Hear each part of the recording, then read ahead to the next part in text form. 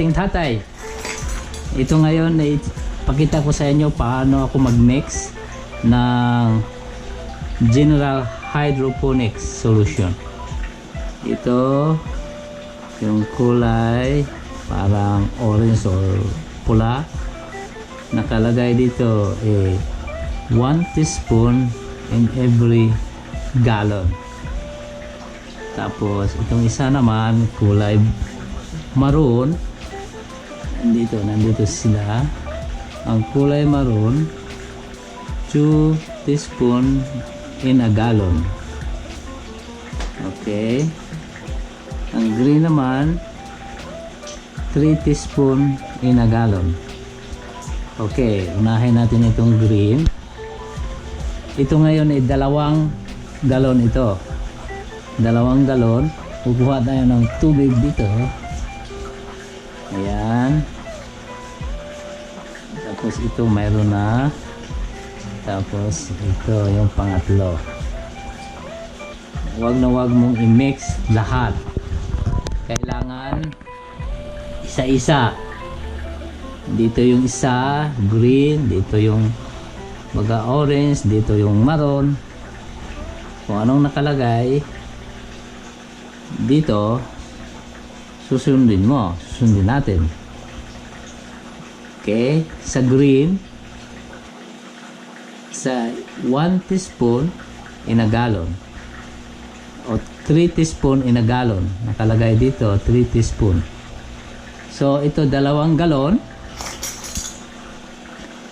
Mag mag 6 teaspoon in 2 gallon. Nakalagay dito. Kita mo? Okay. Focus natin. Ayan. Yung green. Okay. Ito yung 1 teaspoon. Magiging 6 ito.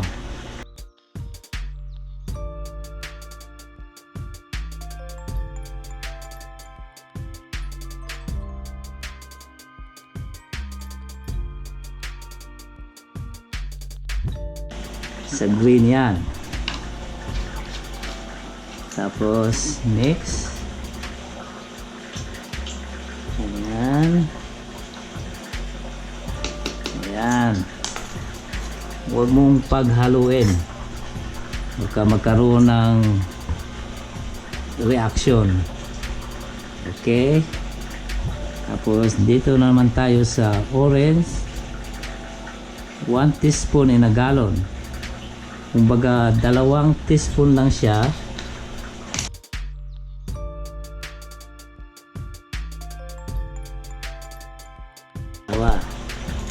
Tapos halo.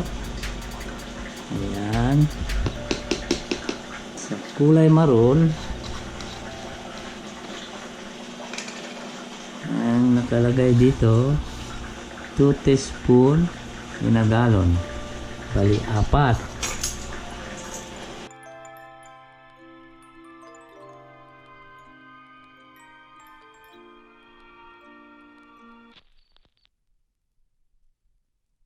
Ayan, tapos mix.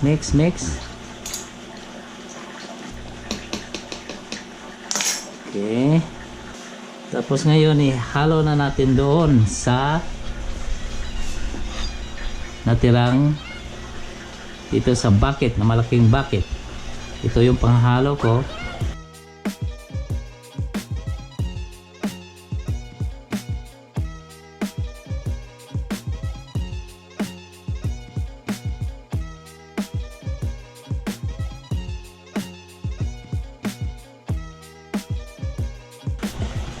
Kita mo? Kita ninyo kung ano na nagiging kulay nito? Para nagiging juice. Lagyan ng yellow. Ayan, okay, ready na yan para sa ating hydroponic.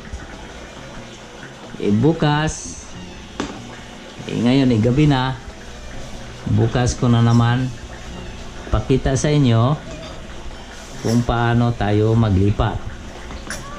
Ito yung ililipat ko bukas.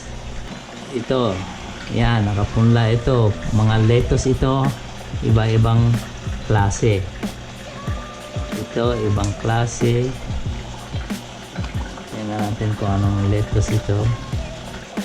Ito, nung una, ito romaine lettuce. Ayan.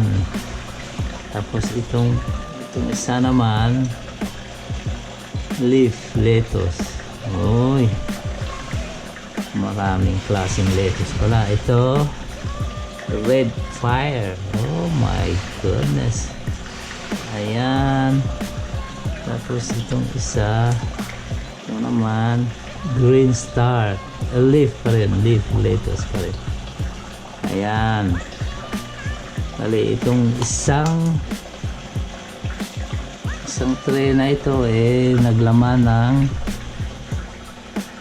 anim na puno. Okay, bali 4 na tray ito. Yan, bali 24 lahat.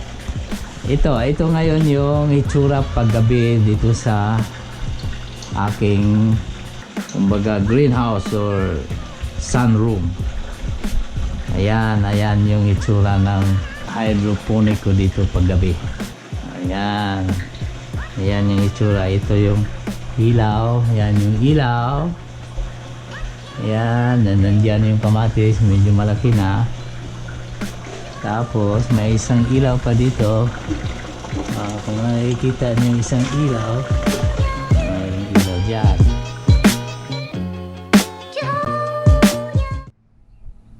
Hello mga kadiscarding tatay. Ngayon maglipat tayo ng lettuce dito sa hydroponic. Ito yung ginawa ko. Ito, remember, ito downspout ng sa bahay, di ba? Plastic nga lang. Okay. Ngayon, paano paglipat? Dito tayo. Alisin natin itong punla. Medyo malalaki na siya.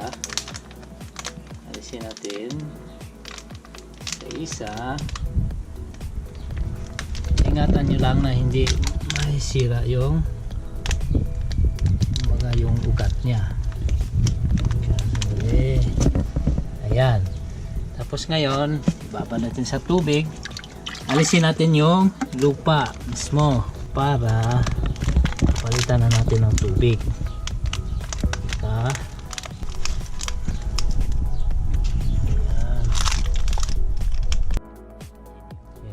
Okay.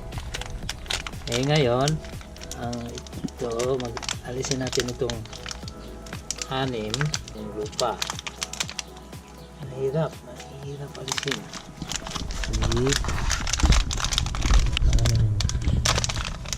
Sirain na lang natin. Kasi yung ugat niya ay nasira. Ayan, kailangan hindi masira yung ugat. Pupunitin na lang natin.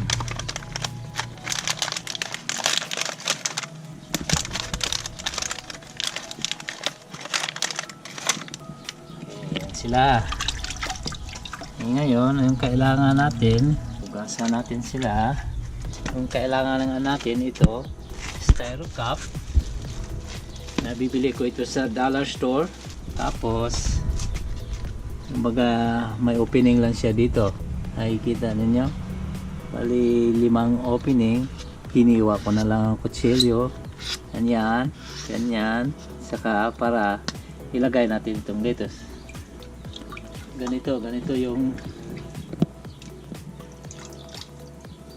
ganito paglagay. Ayan siya. Tapos ngayon may kukupit siya. Ito yung kukupit or coco coir. Okay. Tapos lagyan natin dito sa gilid.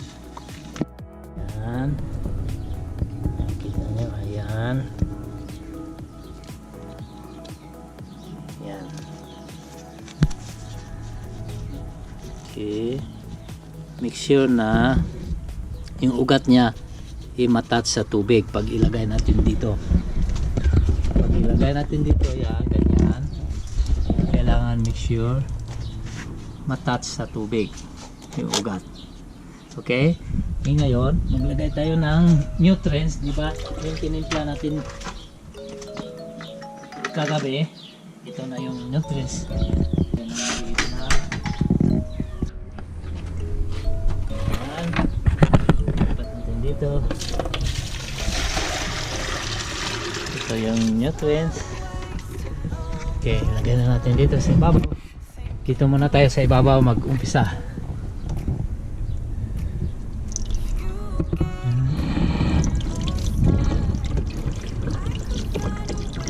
Hanggat mapuno or namang tama, isusukat natin yung styro cup. Tama lang siya sa ugat.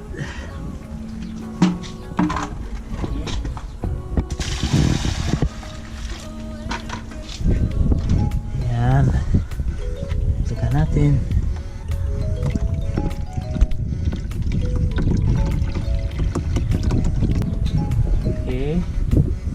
Ngayon, try natin yung styro cup. Paabot na. Ayan, paano pag-try? Halimbawa, paglagay mo dyan. Ayan, nakikita nyo? Mayroon na siyang tubig. Ayan, pwede na. Lahat. Yeah, mayroon lahat. Kasi nilevel ko naman ito.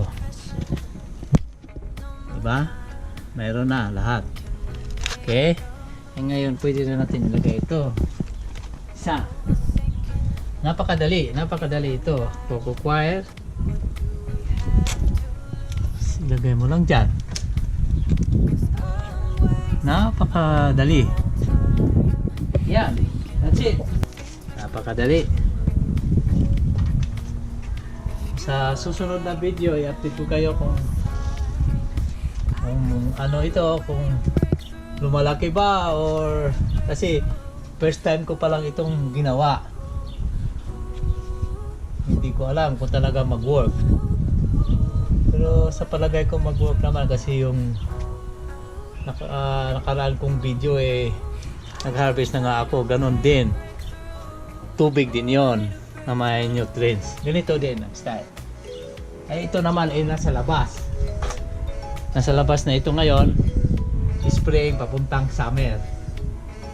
Medyo malamig ang pag madaling araw, medyo malamig. Ewan ko kung makasurvive. Tingnan natin. Ito naman ay experiment lang. Okay?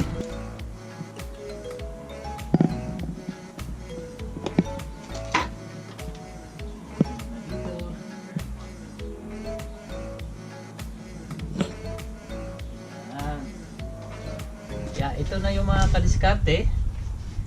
Ito na yung ginagawa ko. Tingnan natin kung mag-work. Okay.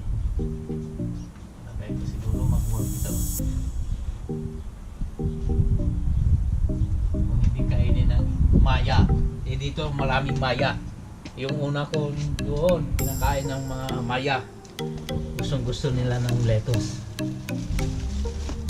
Kala ko tao lang ang kumakain ng lettuce. Pati pala maya. Yan.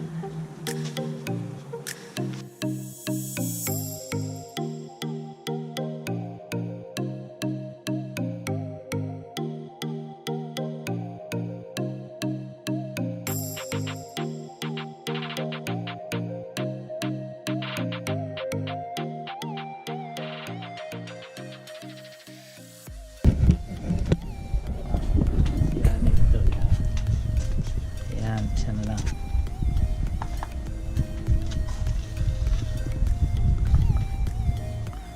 Huwag masyadong damihan. Oh, ganyan okay na yan.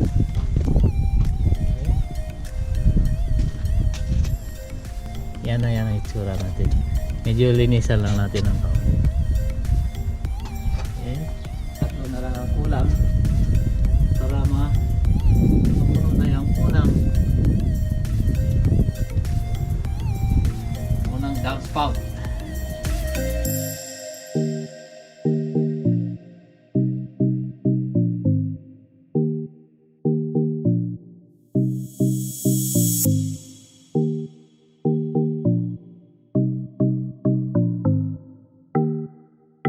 mayroon kayong mga katanungan, mag-comment lang kayo sa baba kung paano ko ito ginawa. Ayan, ito ayan, kung nakikita niyo, treated wood ito para sa kumbaga hindi basta-basta masisira sa ulan kasi treated. Ayan, kung paano ko ginawa ito, mag-comment kayo kung gusto nyong malaman para ipakita ko sa inyo sa next video.